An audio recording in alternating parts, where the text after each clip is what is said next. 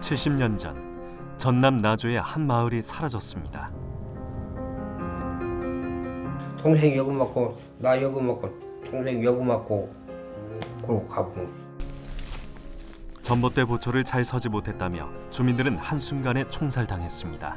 잘 지키고 다녔는데 하루 저녁에는 동네에서 들어보니까 총소리가 빵빵빵 박수는 나더라 이쪽에서. 입산자 가족이라는 명목으로 끌려간 부모님을 하루아침에 잃기도 했습니다. 마음이 안 좋지요. 어머니 아버지가 좋게 안 돌아가서. 70년 전 전남 나주에서 일어난 민간인 희생 사건. 그 비극의 역사를 돌아봅니다.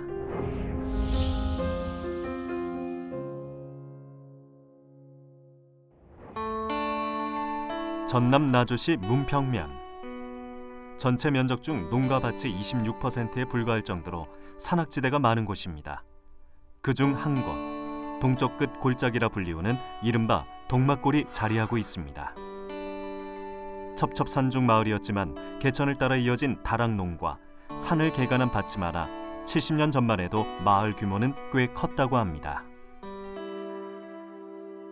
그럼 여기 그 동막골이 어디예요? 저 안에?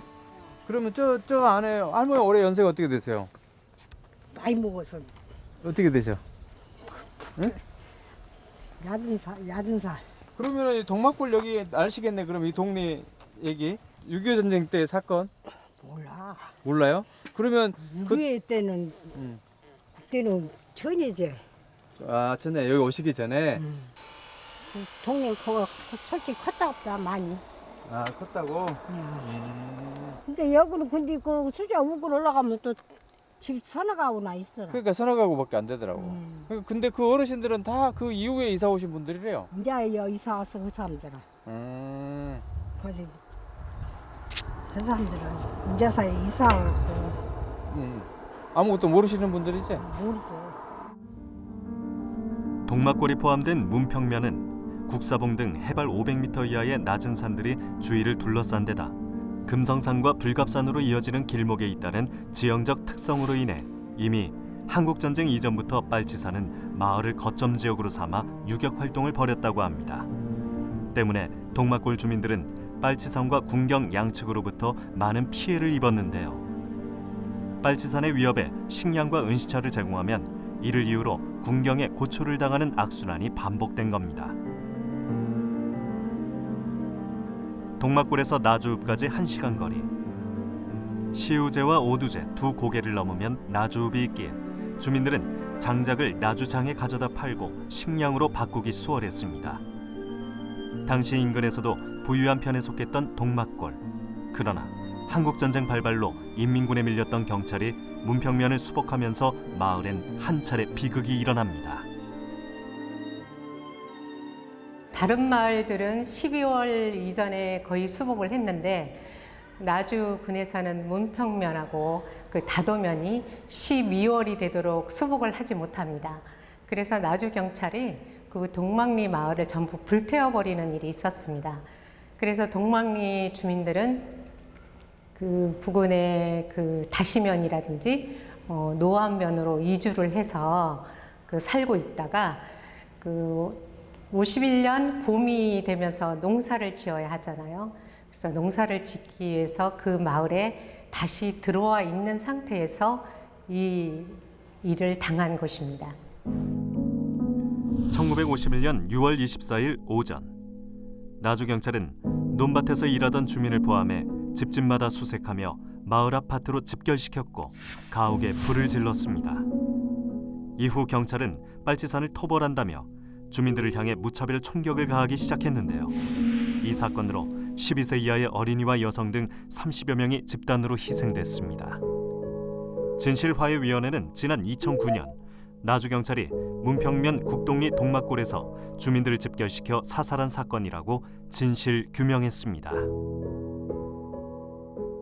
군경 가족을 나오라 해가지고 분리시켜 놓고 나머지 사람들을 그 기관총으로 그 집단 학살한 사건입니다. 여기는 남녀노소를 불문하지 않았죠. 그래서 이때에 그 돌아가신 분이 한 30여 명으로 저희들이 확인을 했는데 그중에 신원을 확인한 사람만도 28명이나 됩니다.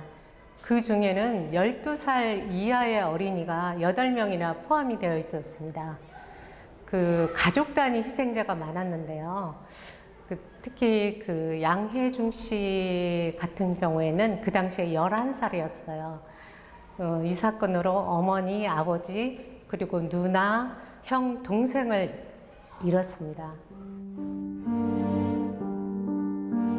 제작진은 생존자를 수소문한 끝에 총격 현장에서 가족 6명을 한순간에 잃은 김재우 씨를 찾을 수 있었습니다. 당시 재우 씨 가족은 아버지가 돌아가신 후 동막골에서 농사짓는 작은아버지를 따라 마을로 이주했는데요. 어머니의 농산일을 거들며 동생들을 건사하던 16 소년의 평범한 삶은 그날의 사건 이후 송두리째 바뀌고 말았습니다. 그날 어린 동생들과 밭으로 소집된 재우 씨. 복부 총상을 입었지만 구사일생으로 살아남았습니다. 그러나 부상의 고통은 평생을 따라다녔습니다. 젊은 시절 생계를 위해 허드렛 일도 마다하지 않았던 재우 씨는 노안으로 건강 상태가 악화되면서 기초생활수급을 통해 생활을 이어가고 있습니다. 사건이 일어난 지 70여 년이 흐른 세월. 하지만 그날은 여전히 떠올리기 힘든 기억입니다. 군경 가족을 내려보낸 뒤 시작된 경찰의 기습적인 난사. 재우 씨는 순간적인 기지로 8살과 5살 두 동생을 옆구리에 끼고 우거진 풀 사이로 몸을 쓰러뜨렸습니다. 저 밭두기 멋이가면 그 풀이 겁나잖아요. 이렇게 우거져갖고. 그래요. 언능 생각하기에 내가 그때 당시 언능 생각하기에 그 앞에가 있으면 죽게 생겼어요. 그래서 이제 동생도 둘 tes고 이렇게 이제 언덕 있으면 풀이 우거져갖고 있었어요. 그 밑으로 이제 내가 찾아서 들어갔어. 그럼 그 나발통 이렇게 생긴 거라고. 2대를 앞에서 차리더라고. 근데 막 그놈을 막 갈기고 있는 거라. 그게 다 쓰러져. 내 앞에 2줄까지 다 쓰러졌어. 그래서 이제 나도 이제 그 앞에 내 앞에까지 다 쓰러지게 나도 쓰러져 버렸지. 이제 거기서 애기 동생들 둘 테고 자빠져 버렸지. 재우 씨와 동생들은 풀숲에 몸을 숨긴 덕분에 1차 총격을 피할 수 있었는데요. 잠시 후 5살 동생이 고개를 든 순간 기관총이 또다시 난사됐습니다. 우리 동생 6살 먹은 동생 여기 4살 먹은 동생 여기 그러고 이제 있었어. 근데 5살 먹은 동생 있고 총소리 안 나고 사람 소리 안 나고 그러고 쳐들어가 버리는 거예요. 내가 손도 쓰지 말고 가만히 있으라겠어요. 그러네 그대로 있다가 아무 소리 안 나게 쳐들어가 버렸어. 저기 살았다고 그냥 쏴버렸어요. 동생 여기 맞고 나 여기 맞고 동생 여기 맞고 그러고 가본 거지. 얼마나 시간이 흘렀을까. 재우 씨는 총상을 입어 의식을 잃은 상태에서 어머니에게 발견됐습니다.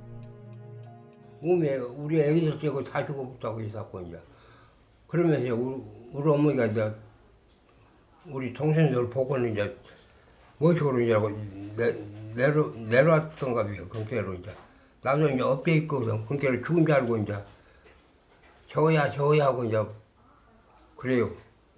그래서 엄마 나 여기 있어 그러고 이제 거기 축게 들고 멋있는 길로 그러고 어깨로 외가서 이게 그치 당시에 그 여름옷 마포 그놈이 여기가 싹 날아가 버렸어요.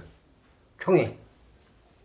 그러고 맞아갖고 이제 살짝 몇마치고 막 덜레덜레 해갖고 그냥 여가 그래갖고 야. 변변한 의료기술이나 치료약 없이 견뎌온 상처. 총알이 박혔던 그날의 흔적은 아직까지 선명하게 남아 있습니다.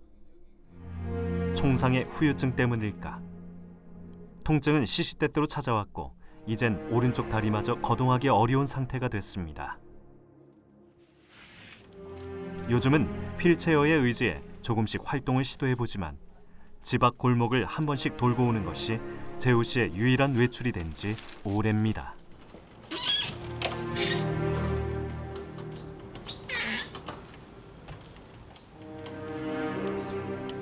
바람 쐬면 이 열이 왔다 갔다만 해요. 멀리 못 가요. 가족 6명을 잃은 큰 충격에 어머니와 동막골을 등진 재호 씨. 재호 씨는 교육의 기회도 놓쳐버렸습니다. 글씨라고 몰라요. 이게 놈한테 다 뭐지? 어디서 뭐 오면 놈한테 다 봐주라고 내가 뭐 동막골 그런 사건 없었으면 학교도 다니고 글도 배우고 그러셨을 텐데. 내가 그랬지. 대복이 없는 걸 어떻게 해.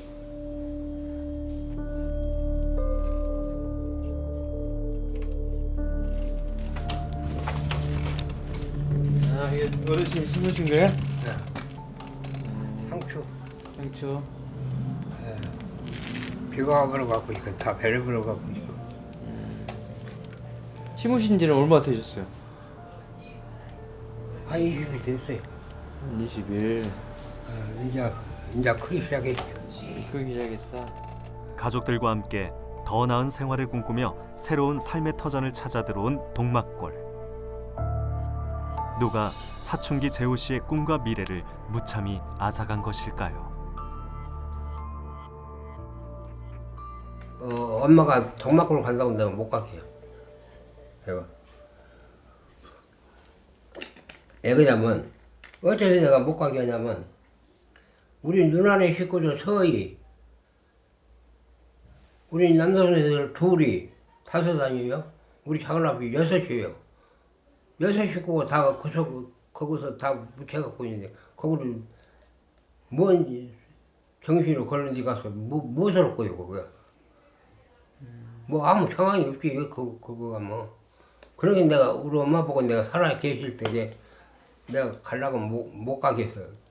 그거 자체라는 거 생각하기가 싫어요. 그거 자체라는 걸.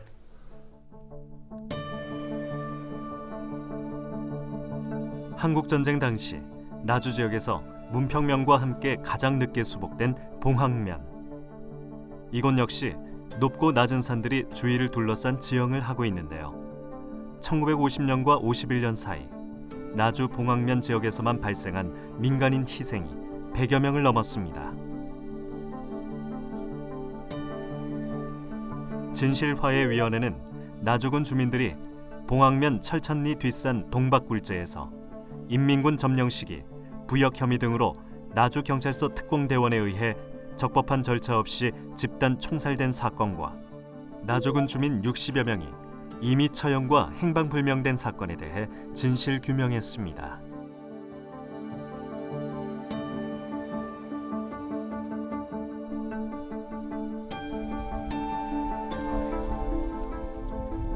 한국전쟁 당시 나주 지역 민간인 희생 사건을 오랫동안 취재해온 신광재, 김양순 두 기자가 현장을 다시 찾았습니다.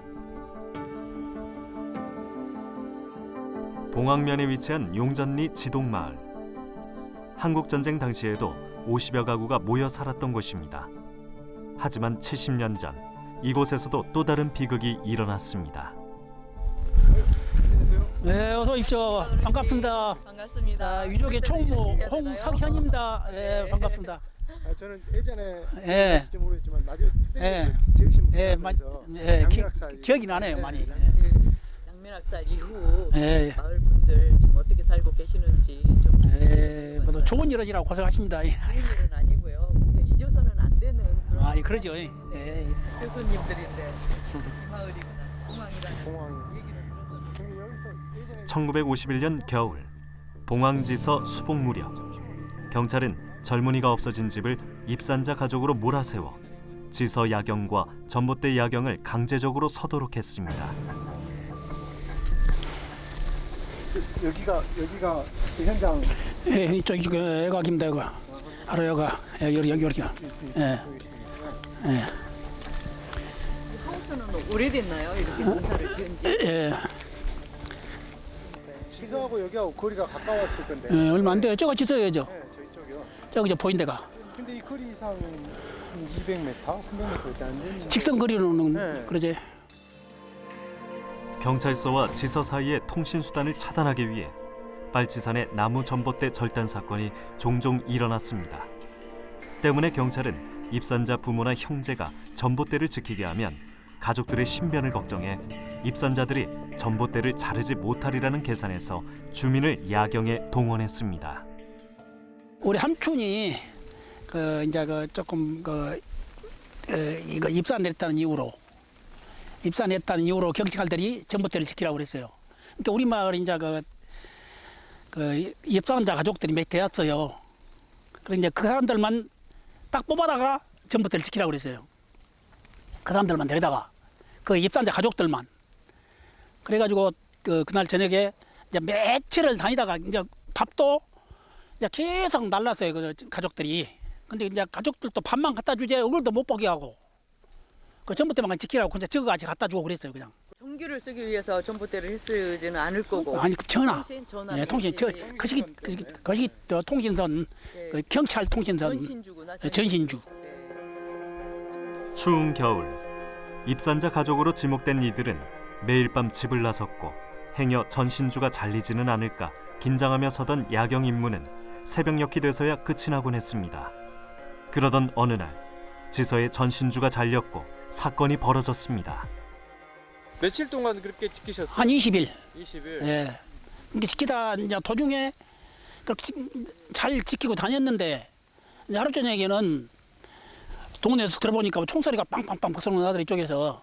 그래서 이제 대속에 생각하고 그냥 뭐 총소리가 안 갑다고 있었는데 그날 아침에는 이제 돌아가셨다고 이제 얘기를 듣고 이제 시체를 찾으러 오니까 시체도 안 주고 한 군데 전부 묻어본 거예요. 싹 그 시체를 한 번에 다 총살시켜갖고 한 번에 다 묻어버렸는데 그래서 이제 그날 시체를 안 죽게 못 찾아왔어 그날은. 그래갖고 며칠 다니면서 막 어떻게 해갖고 땅속에서 파갖고 그렇게 사정해갖고 어떻게 찾아왔다고 그래갖고 장사를 지냈다고 해요.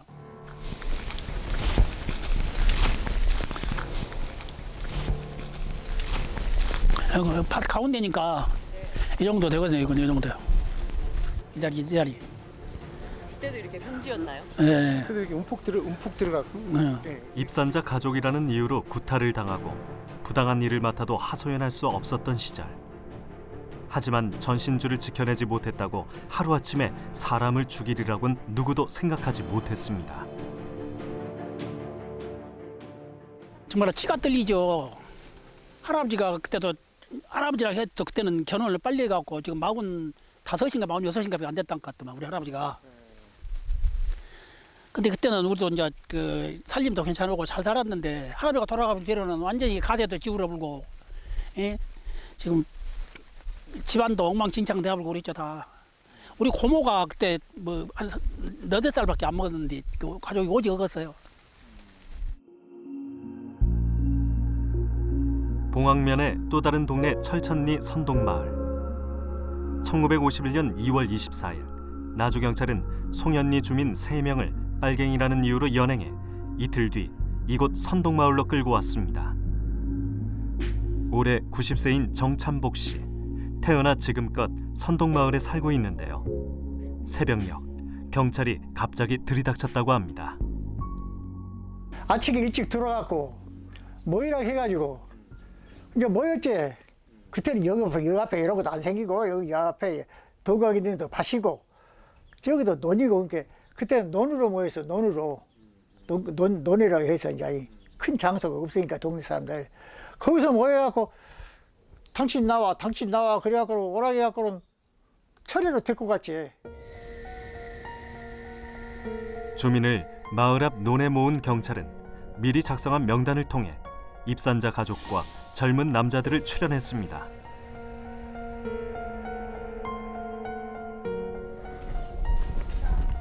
경찰들은 마을 주민들을 분류하는 과정에서 공포 분위기를 조성하였고 이 과정에서 경찰의 폭력 행사도 있었습니다.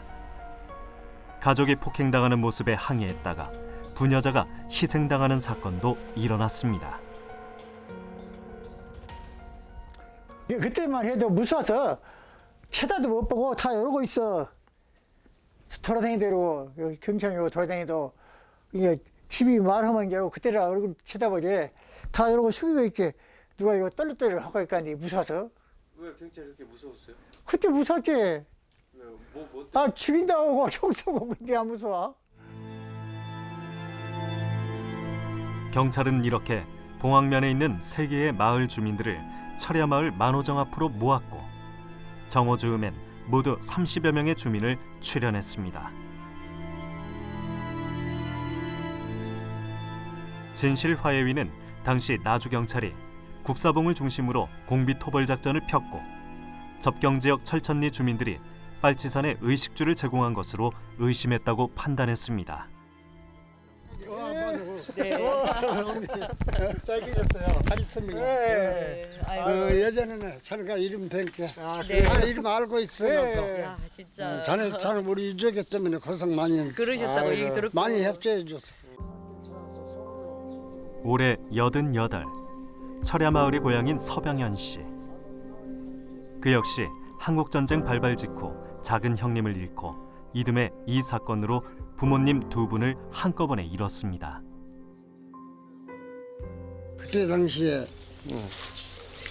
우리 작은 형님, 큰 형님 말고 큰 형님 밑에 작은 형님 보도연맹에 가입이 되어갖고 1950년도 7월 15일 날 보도연맹에 나주경찰서에 감금되었다가 그때 일어날 때 그때 돌아갔어요. 보도연맹 사건으로. 보도연맹 명단이 해가 있어요. 예. 서유현, 봉황면 철천리. 제가 그때 처음 여기 왔을 때 취재를 해보니까 만호정에 여기 사람들이 다 모였는데 산으로 올라간 희생자들 중에 부부가 있는 건 처음이었거든요. 보통 한 명씩 할아버지가 간다든지 아버지가 간다든지 어머니가 간다든지 이렇게 했는데 어르신 가족은 어머니와 아버지가 2분이 가셨어요.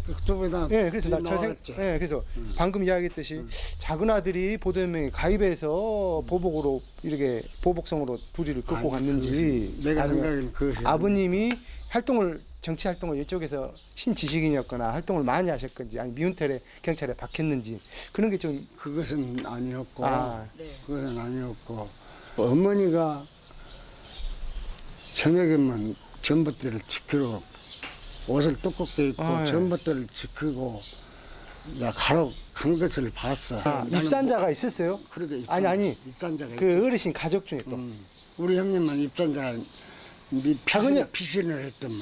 입산자로 큰형님이 입산자였는데 피신을 한 거야.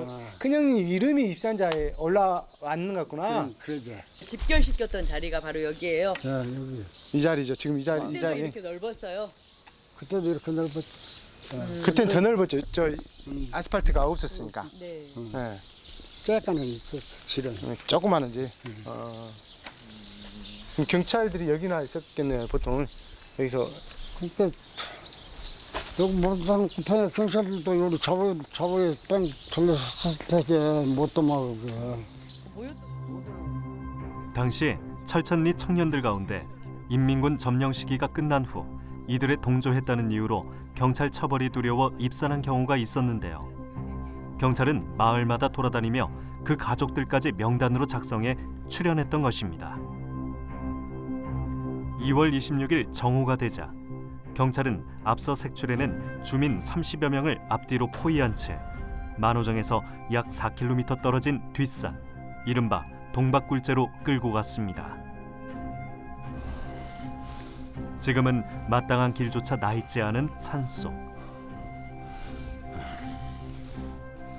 당시 9살 나이에 아버지를 잃은 양성일 씨는 아버지와 마을 어른들이 올랐을 그 길을 떠올리며 동박굴제를 찾았습니다.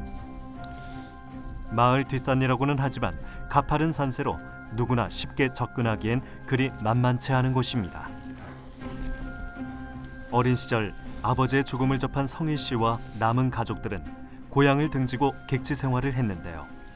성인이 되고 아버지의 죽음의 이유라도 알아야겠다는 생각에 유족회를 만들고 진실을 밝히는 데에 힘을 썼습니다. 주민을 연행해 동박굴제에 도착한 경찰은 젊은 사람은 윗 능선에, 노인들은 50m 아래 움푹 패인 땅에 앉히는가 싶더니 갑자기 노인들을 향해 1차로 총격을 가했습니다. 경찰은 바로 다음 총격에 놀란 청년들을 향해 2차로 방아쇠를 당겼습니다. 이 동박골재 사건은 51년 2월 말이기 때문에 사실 사형금지법이랄지 부역행위 특별처리법에 당연히 적용을 받았어야 될 시기에 일어난 사건이라는 거죠.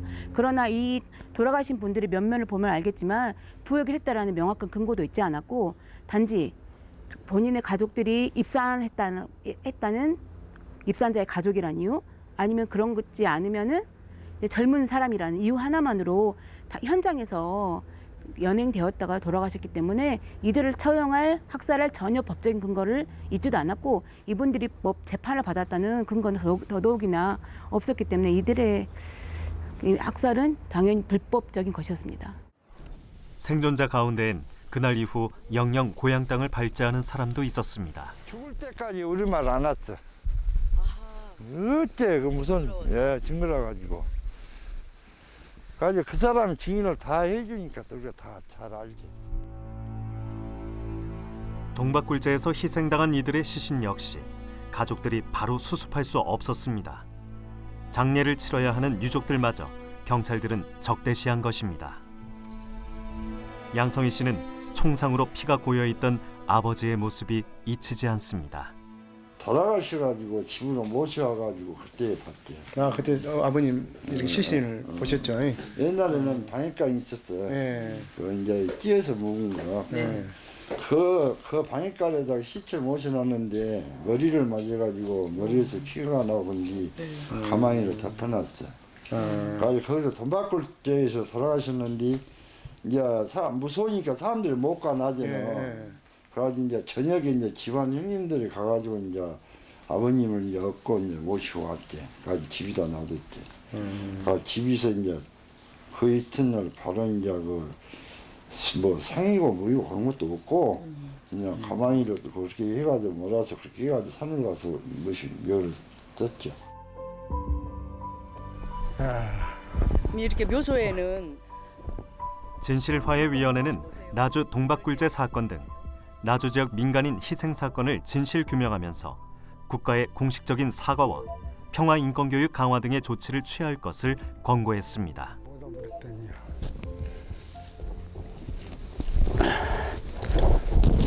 여기가 할아버지 묘소입니다. 여기가 어머니 아버지. 여기는 작은 아버지. 네. 어머니 그 형수님이 나주 나가셨구나. 천수 누리시고 다복하게 사시다 가셨으면 그래도 덜 마음이 아프실 텐데. 구순이 다 됐지만 부모님의 부재는 항상 마음에 남습니다. 마음이 안 좋지요. 어머니 아버지가 좋게 안 돌아가서.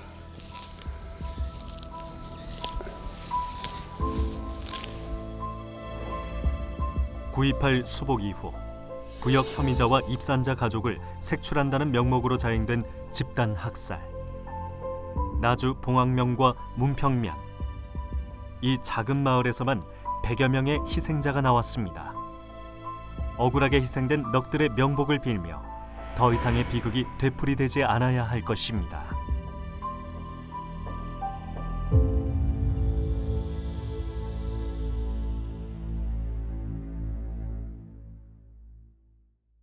한 번씩 어머니 아버지 그때 그 사춘기인데 그 보고 싶은 생각이 너무 안 사람 알고 모르는 사람 모르고 그래서 어머 부모가 얼마나 보고 자고 그래서 생각을 하면 눈물이 나고 지금도 내가 88세를 이렇게 살더라고 부모 생각을 못 잊고